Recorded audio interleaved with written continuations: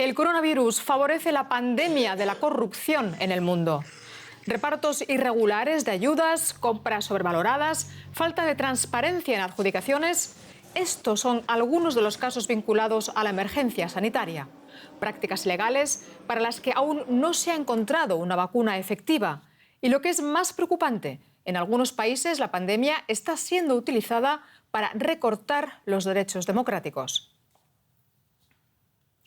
La Unión Europea destinará 750.000 millones de euros para paliar los efectos de la pandemia. La puesta en marcha de estas ayudas anticrisis había sido bloqueada durante meses por Hungría y Polonia, que se oponían a un mecanismo que vincula el acceso a los fondos de ayuda al respeto del Estado de Derecho. Y es que crece la preocupación por la falta de independencia de sus sistemas judiciales, por la situación de la libertad de expresión, la corrupción y el estado de la democracia en ambos países. En Hungría, la oposición acusa al presidente Orbán de utilizar la pandemia para aumentar aún más sus poderes. Las últimas noticias en 3 minutos. Club Radio es una popular radioemisora en Budapest y uno de los pocos medios de comunicación que son críticos con el gobierno. Pero su licencia expira en 3 meses y las autoridades se niegan a prorrogarla. La gran mayoría de los medios húngaros obedecen servilmente lo que dice el gobierno. Muchos húngaros escuchan solo esa parte de la argumentación. Club Radio no comunica de esa forma. Somos, por así decirlo, un obstáculo al completo lavado de cerebro de los húngaros. Y sus voces parecen ser ahora más necesarias que nunca. En plena pandemia de coronavirus, el primer ministro Viktor Orbán está aprovechando la crisis para ampliar aún más su poder, dicen sus críticos. Daniel Dobrentey trabaja para la Unión Húngara por las Libertades Civiles. La ONG publicó un informe que muestra cómo la pandemia ha incrementado la corrupción en el país. Un ejemplo es la compra de respiradores por parte del Ministerio de Exteriores. Los respiradores fueron comprados en grandes cantidades y a precios significativamente inflados. Y solo algunos de ellos se utilizarán probablemente en cuidados intensivos y en la lucha contra la epidemia. Ese es otro problema, además del hecho de que fueron adquiridos a un precio excesivo. La misión de este hombre es destapar la corrupción al más alto nivel. Ákos Hadassi es diputado independiente en el Parlamento húngaro. Afirma que el gobierno de Orbán está plagado de corrupción y que es hora de que la Unión Europea tome medidas. Esto hay que resolverlo de una u otra forma. El gobierno no puede seguir robando o gastando fondos europeos sin control alguno. Orbán usa ese dinero para pagar a su gente. Así es como mantiene este sistema fraudulento. Los periodistas de Club Radio esperan apoyo internacional y están decididos a continuar su trabajo, si es necesario, transmitiendo sus programas a través de Internet. Eso, sin embargo, significaría reducir considerablemente su audiencia. La pandemia ofrece una oportunidad para las prácticas autoritarias y para la corrupción.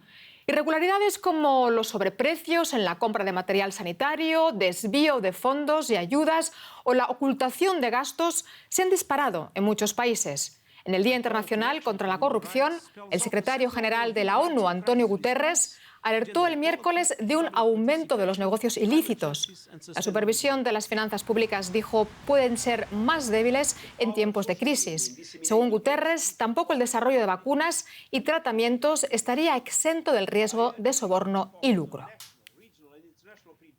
Y si miramos hacia Latinoamérica, Brasil, Bolivia, Colombia, Ecuador, Chile o México, entre otros países, han sufrido en los últimos meses escándalos relacionados con corruptelas y el coronavirus. De esto vamos a hablar con Luciana Torchiaro, de la organización Transparencia Internacional. Luciana, gracias por conectar con nosotros. ¿Cómo están gestionando los países latinoamericanos la pandemia en cuanto al manejo de los fondos nacionales o internacionales destinados a afrontarla? ¿Nos puedes dar algunos ejemplos concretos? Sí, mucho gusto. Bueno, lamentablemente en América Latina la gestión de la pandemia no ha sido buena. A lo largo de estos meses hemos observado falta de transparencia, falta de acceso a la información, rendición de cuentas y una innumerable cantidad de casos de corrupción de norte a sur a lo largo de todo el continente.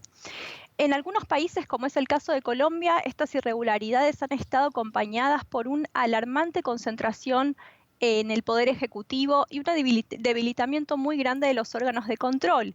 Esta situación claramente es un caldo de cultivo para la corrupción muy grande.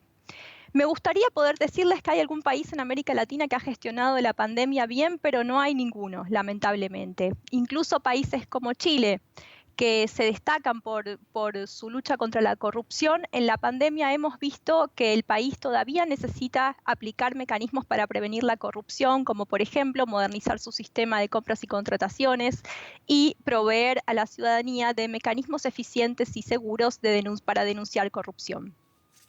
Y a juicio de Transparencia Internacional, ¿cómo debería ser una buena gestión? Bueno, una buena gestión sin duda necesita de acceso a la información, transparencia, rendición de cuentas y participación ciudadana y, por supuesto, una división de poderes equilibrada. Es fundamental que los países aceleren en la implementación de estos procesos. De lo contrario, se va a continuar erosionando la confianza de la ciudadanía en los gobiernos, que ya de por sí es bastante baja. De hecho, de acuerdo al Barómetro Global de la Corrupción, solo el 21% de los ciudadanos en América Latina y el Caribe confía en su ciudadanía. En el marco de las vacunas, de la compra de vacunas y de la distribución de las mismas, es fundamental que estas medidas se tomen ahora. De lo contrario, vamos a volver a vivir lo que vivimos a principio de la pandemia con una explosión de casos de corrupción. La corrupción y el mal manejo de los fondos destinados a paliar los efectos de la pandemia no perjudica a todos por igual. Las mujeres se encuentran entre los grupos más vulnerables. ¿Por qué? Bueno, lamentablemente en América Latina las mujeres se encuentran en su mayoría o en varios lugares subsumidas en la pobreza. Son las grandes empleadas del sector informal y son las mayores usuarias de servicios públicos. Si los fondos destinados a acondicionar los servicios públicos para la pandemia no se utilizan de forma eficiente, las grandes perdedoras son las mujeres. Ellas no tienen a dónde ir si los fondos no llegan a donde tienen que llegar. Además, las mujeres, como tienen ese rol en América Latina de cuidadoras de hogares, son quienes interactúan más con los servicios públicos. Y esto las expone a una forma particular de corrupción que es la extorsión sexual. Esto es cuando al acceder a un servicio público se les demanda favores sexuales. Pues Luciana Torquero, de Transparencia Internacional, muchas gracias por estas apreciaciones. Gracias. La falta de transparencia no solo afecta a la gestión de los fondos para paliar la crisis económica y sanitaria del coronavirus, sino también a las mismas cifras de contagios. Nos vamos a Rusia, a la ciudad de Ufa, en el suroeste del país, donde llama la atención la enorme discrepancia entre las cifras oficiales de muertes por coronavirus y el número total de defunciones en comparación con el año anterior. Con el coronavirus, el flujo de muertos es constante. Ser rápido es esencial en la morgue. Cada mañana, la agencia funeraria Ufa Ritual viene hasta aquí para recoger nuevas víctimas de la pandemia. Artur Kintsikeyev, de 29 años, lleva 12 años trabajando en el sector funerario y cuenta que nunca enterró tantos muertos como ahora. Una vez se formó una enorme cola de autos fúnebres fuera de la morgue. Fue ahí que la gente empezó a entender que la muerte era un peligro muy real. Llama a los parientes para identificar el cuerpo. Esta morgue en la ciudad de Ufa es de uso exclusivo para muertos por coronavirus. Los cuerpos son sellados herméticamente en plástico y los ataúdes se cierran. Muchos rusos tienen la sensación de que sus muertos no son tratados con el respeto que se merecen. Los parientes suelen estar más tensos que de costumbre, porque les entregamos el cadáver en una bolsa de plástico. No se les permite que la abran. Tengo que decírselo enseguida. Algunas personas lloran y piden que la abramos, pero les explico que podrían contagiarse. El virus no perdona. Yuri Kozlov lleva 7 años en el ramo. Hoy está a cargo del equipo. Nos cuenta que con la segunda ola de coronavirus ya hubo por lo menos el doble de muertes que antes en Ufa, un ritmo muy exigente para los servicios funerarios. Tenemos más trabajo, mucho más trabajo. Ufa tiene algo más de 1 millón de habitantes. Es la capital de la República de Bashkortostán. Según las estadísticas oficiales, apenas unas 90 personas en la región han muerto de coronavirus desde que comenzó la pandemia.